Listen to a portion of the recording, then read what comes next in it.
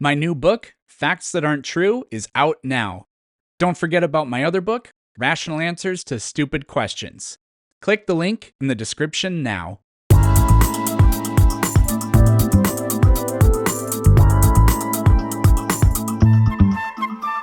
Why do you think the Earth is flat? So you'd have to use the holographic principle. You'd have to use the idea that the information we receive is translated from 2D to 3D.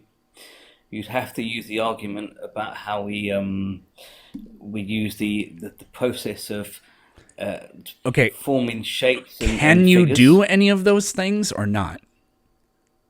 Yeah, because it's all in your head. I mean, this is from the basis from how we can see things, how we process information, the kind of mechanisms that we use within our conscious processing. And if you just change one thing or one or two things, then yes, you could absolutely consider the Earth to be flat. Now, you could argue then that what about all the tools and measurements The, that the, would show the that holographic it's principle would say that the universe fundamentally is flat. It's not just the Earth that's flat, so are you. yeah, exactly. So Okay, that would be the well, basis of it, then that's and just then you'd have to. if that's the case, if everything's flat, then nothing is flat because that's not what we mean. What or that's what not what flat earthers mean. What they mean is we do exist in a three-dimensional reality, but Earth is just simply flat across its surface, like macro on the macro scale. It's flat. So I am not a Yeah, yes and physicist. no. I don't care about this holographic thing. Is just not going to be. This is not a conversation to have. I'm not the right person for it.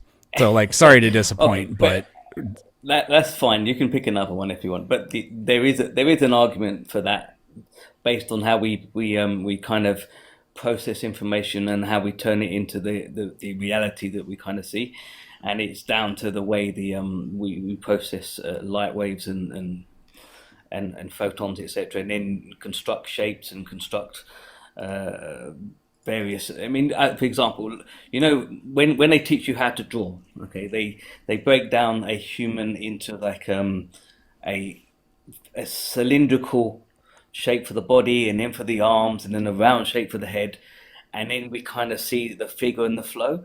But the reason they do it that way is that's kind of how our brain constructs the image before it adds on details like depth perception, and it adds on details like color, and it adds on details like shading, etc., etc. But at the very core level of how we input information, we construct these kind of objects, and all you had to do was change the way we construct those objects, and then bingo, you have a completely different reality.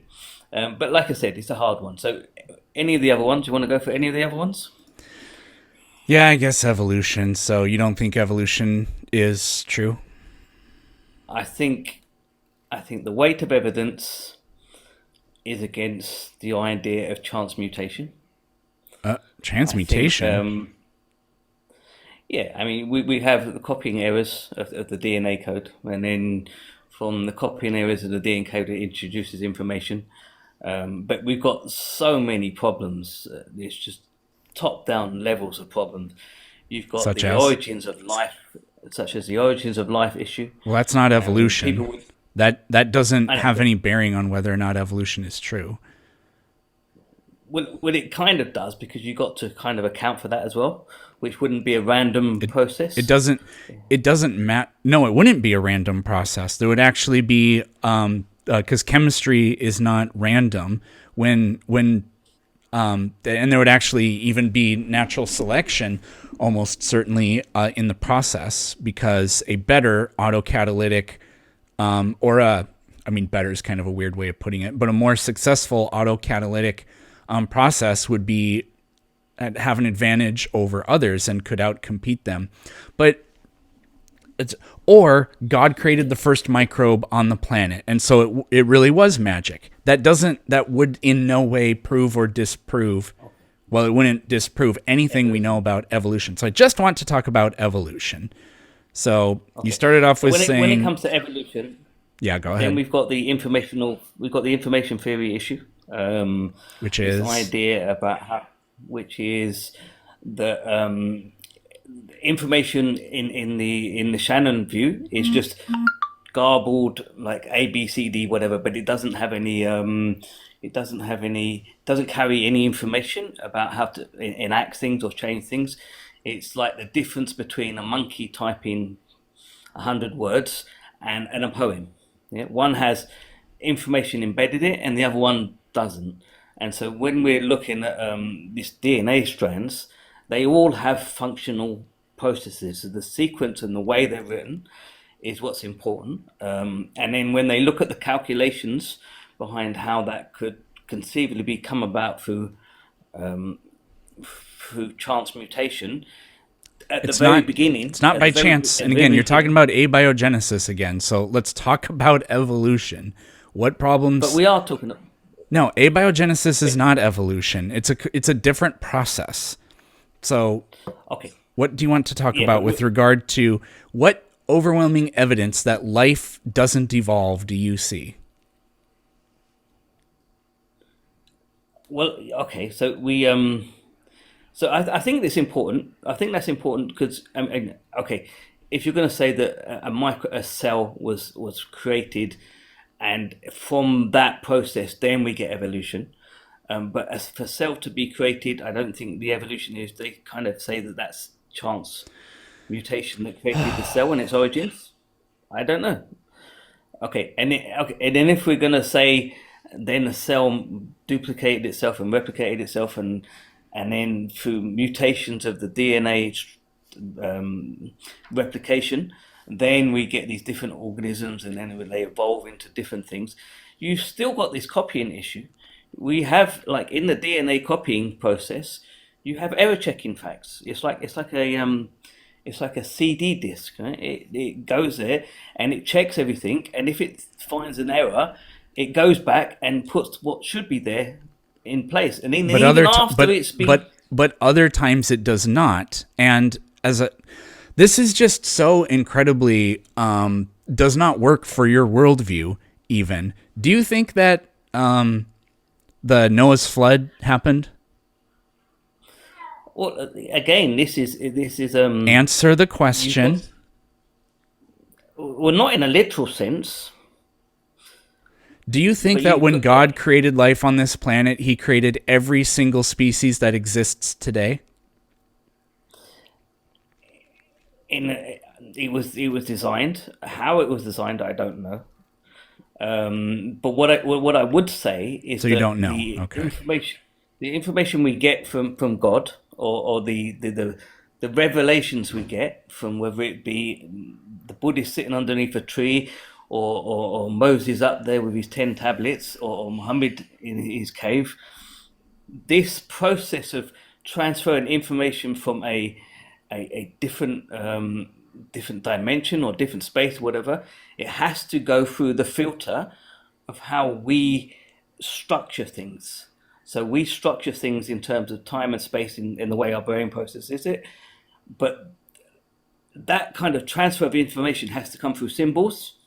So it's symbolic. It's the way we have dreams. When we have dreams, they're all over the place. So Buddy, you're it's not more talking complicated. about anything at all. You're just saying words. So It's all over the place. let's I know. It's address very. It's, let's address this well, idea that the if the what the fuck were you even saying?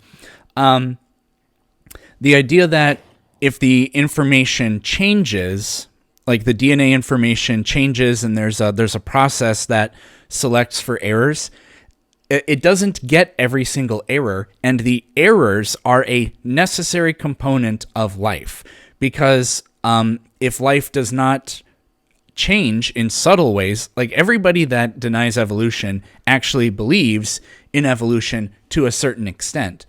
If life doesn't it isn't slightly different every generation, then life is far more likely to go extinct because environments change. So, for example, bacteria. You agree that there are antibiotic-resistant bacteria alive today? yes. Okay, they evolved, and the only way for that to be possible was because every single bacteria is slightly different, and the ones that have unpredictable random differences in their genome that ended up being better able to survive the antibacterial drugs or whatever environment are the ones more likely to reproduce and survive. Classic natural selection. So this error thing is literally not a problem, and it's actually a necessary component that makes life able to thrive. Okay, but there's a different there's a different theory that explains that. So, like the Lamarckian theory, where these differences occur Lamarckism is because of environmental factors, and we know now that environmental factors can change the RNA, which it changes the DNA expression, and so they cross generation, they go into the germline. So before we had this idea that you only had changes through DNA changes, but now we know for certainty with epigenetics does genetics, change the genetics. It it doesn't changes change the DNA, it changes the RNA. it changes the DNA molecule because it either methylates or I always forget what the other word is, and people tell me it, It's and I its still expression. always forget. It's It it's a gene changes the way expression. in which the DNA is expressed. Yeah. What Lamarck Yeah, thought was that the environment imprints on the individual, and that characteristics that an individual acquired during its lifetime can be passed down. Lamarck in no way whatsoever predicted that a hereditary molecule like the giraffe's long neck, he didn't predict that the giraffe's long neck would ooze its essence into the balls of the giraffe or anything like that. So the theory actually doesn't account for this in any way. But Lamarckism has been demonstrated to be false. I can't remember who it was. It was a German.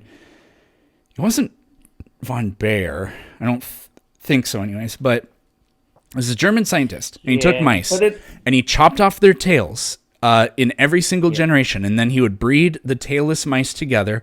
And whenever they would have babies, he'd chop off their tails, and then he would breed them together.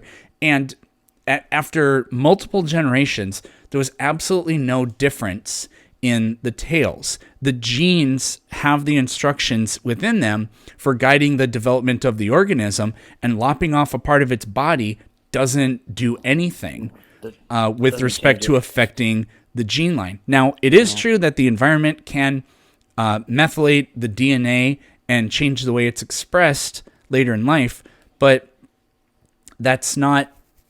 But that accounts for things like, for example, if you take a horse and you take it out of the soft pasture and you take it into hard pasture, so that it undergoes a form of stress in its bone density, then that's passed down.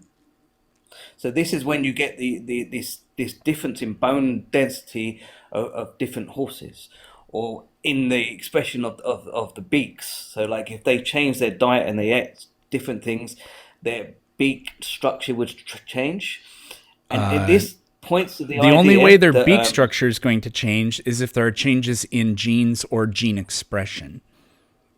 gene expression Yeah. from environmental factors, which is like they've eaten different things. So Sure, and but then you've got we also know that changes in genes lead to morphological changes in organisms. That's been seen many times.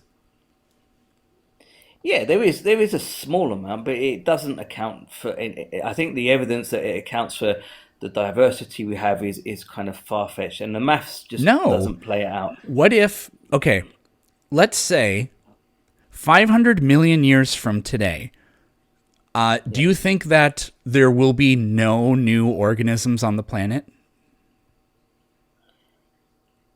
No, I don't. I don't think there will be more different organisms. I think Why not? they will be changed and adapted, but I don't think the extent because in this Lamarckian or the neo Lamarckian worldview, these changes can only occur if the RNA has the capacity or is an inbuilt design to adapt to different situations. So it's still limited. So you To can, what? so if you have a bird, it can still only ever be a bird, but with slight variations. But there's no limit to those slight. When an organism, let's say we look at 1,000 years worth of slight variations. In the next 1,000 years, different variations are going to accumulate, right? Yeah, And then in the next 1,000 they years, will. even more even more different variations are going to accumulate. And that process is able to make species turn into completely different forms, like how theropod dinosaurs evolved into today's modern birds. They're still Yeah, technically dinosaurs, cladistically, but they're not theropod dinosaurs really anymore. I hear you. I hear you. But I Language think, does this kind of thing. 5,000 years ago, nobody spoke English. And if you want to say, but it's look, all. the odds of somebody who doesn't speak English, or the odds of even a bunch of people who don't speak English, just one day, randomly, for no reason, spontaneously developing 400,000 new words that are of a new language is impossible. You're right, it is impossible. But what if every single generation, a microscopic amount of new accumulated differences in the language are there, and some artifacts of the language disappear? There are plenty of things we don't say anymore in addition to the accumulated things. That process Yeah, leads to non-English speakers eventually giving rise to people that speak English, right? yeah, And yeah. with the small genetic But changes, there's nothing to say that it can't produce organisms that are radically different, especially when all of the differences that they have continue accumulating. so here's an interesting thought for you. So we have this diversity of languages, yeah. So we have Chinese and we have like tribal languages in whatever region. We have English and we have Spanish and etc. But the common thing about all these languages is that we can translate between them because underlying this language is a design.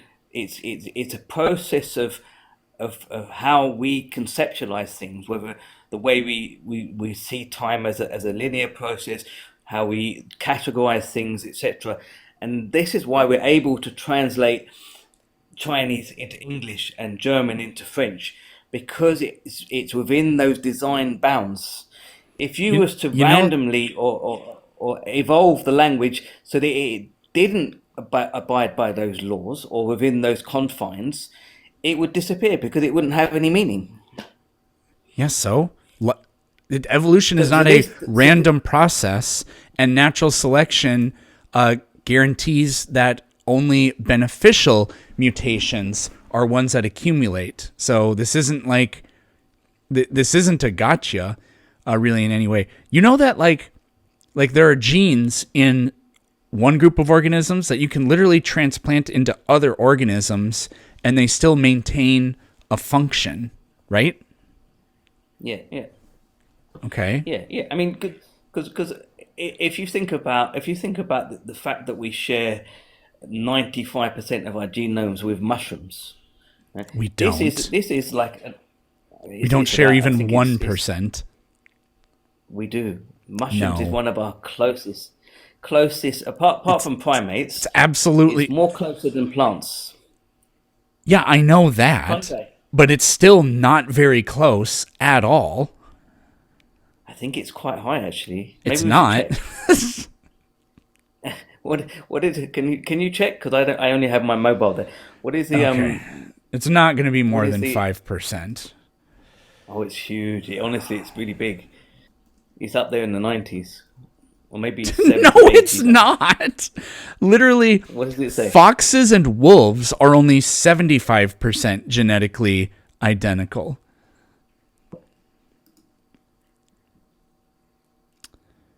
What does it say about mushrooms? I'm not finding anything. How many genes do we share with mushrooms. Fungi. There Say are fungi there instead of are mushrooms. a lot of problems with the way this data is given too, because you'll hear we're 40% genetically identical to bananas, and we're not. Yeah. I know the study where that misunderstanding came from. Google AI is saying 30 to 50% of we share 30 to 50% of our DNA with mushrooms. I absolutely do not think that that is correct, because like I But said, this kind of a lends wolf itself. and a wolf and a fox are only 75%. So, But this kind of, I mean, if you look at it from a programming or an engineering perspective, the fact that we share so much of our DNA and our genome would be how you would program differences in different aspects. You'd have a core DNA and it would have subsets that break off from the core DNA to create different algorithms. This is a design thing. It's not. It's not necessarily an argument that we inherited through genetic mutations. It's an argument that there's a design element to it. If you're gonna make two different species, then why not share most of the things that matter, like how you see or how you move or how your heart works and stuff like this. that's a cute post Yeah. hoc, but the evolution said that this would happen, and then we found the evidence for it. So we have supporting evidence of evolution.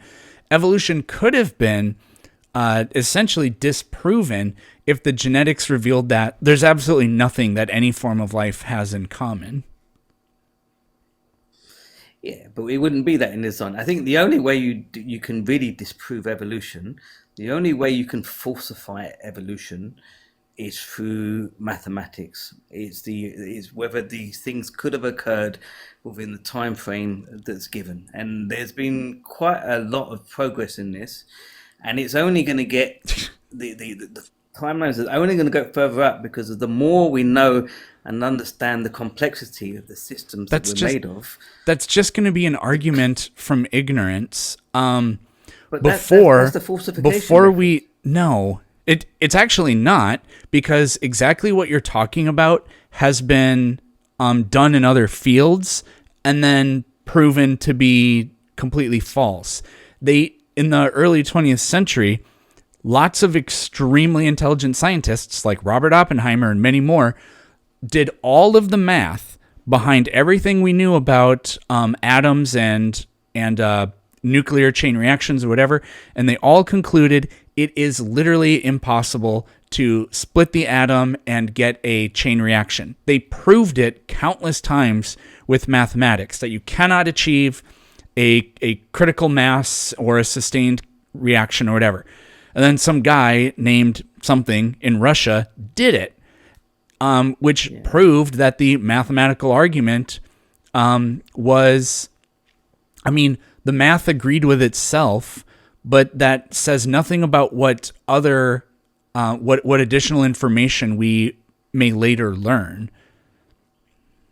So these Yeah, I think it, mathematical I things, think these are just sophisticated arguments from ignorance or I think you're incredulity. comparing apples and pears, and I'll tell you why I No, think I'm you're not. comparing apples and pears. Because when it comes to evolution, the driving force behind evolution is this idea of mutations and then adaptation to the environment or beneficial adaptation, and Yeah, which that has been involves experimentally proven to occur. on a micro level. You can get some things, Yeah, but on a macro level, then you're going to fall into these constraint issues where you've got informational theory and you're just it's like adding changing two digits on a two-page line of code. It's just going to fall apart why would it fall apart specifically? because if it's everything has its place. It's informational. It's not just a set of random figures and numbers. They have Agreed. a process. Natural selection isn't random. Yeah, it's true. Natural selection isn't random because they have to survive through the various intergenerational things, and then the strongest one kind of comes out, and that gene stays with them. But you've got things like the irreducible issue, where how do you create a pumping station or a drill network, whatever it is, in a hydrophobic pump, one of these things that exist in the cell, when you need all of the parts together, it doesn't add up. I mean, at That the end is, of the day, the more one, complex it another is, argument the more from points. incredulity, and two, I don't know about the pump you're talking about, but like the flagella, that has been experimentally Yeah. proven to be false. Scientists have systematically removed component after component from the flagella and showed that it does maintain functionality. Not the same functionality, but that doesn't actually really matter. Yeah, yeah. I'll have a look at that, because obviously that's one of the Buy main my book. I arguments. talk about it in But the book. yeah, but if you're looking at this saying this is incredulity. The reason it's so sophisticated, it's so complex and everything, and so you're only arguing because it's so sophisticated and you couldn't conceive of it being that way. But doesn't that then kind of point to design being the natural option or the most plausible option? Why is that What? not an option? I didn't say it's not Why an is option. design not an option? I didn't say it's not an But it, option. I'm telling you that what you're trying to do is you're not giving me reasons why design is likely to be true. You're saying this other idea that isn't design, I'm telling you why I think that's false. That doesn't equate to points for the opposite for the opposite design. Well, the argument for design is we kind of look at everything we know in how things are built up and have specific functionality, and everything we know is that behind it is design, and so it would be completely normal and natural to say, if we look at processes that happen within the cellular biology, etc., and they all point to this complicated system, and almost as if they're designed, you would have to conclude that the most obvious answer is that they're designed. But we get this process where it's like, no, if you talk about design, then you're introducing this aspect of a creator or a designer, and no, we can't go there.